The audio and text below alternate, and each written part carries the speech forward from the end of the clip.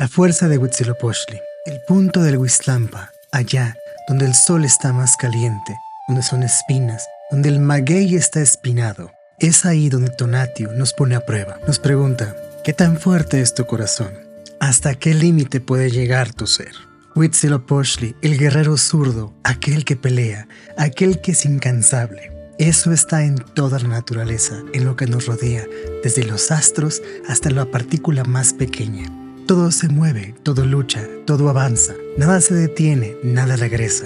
Saludamos al sol, se eleva de este a oeste y pasa por el punto sur. Algunos le llaman padre, nosotros le llamamos colibrí, colibrí zurdo, espina del universo, el fuego del origen llamado Huehueteotl, los destellos del sol llamado Xiuhtecutli y la llama inocente llamada Piltzintecutli. El fuego es el origen, el fuego es el motor, el fuego es de donde todos venimos.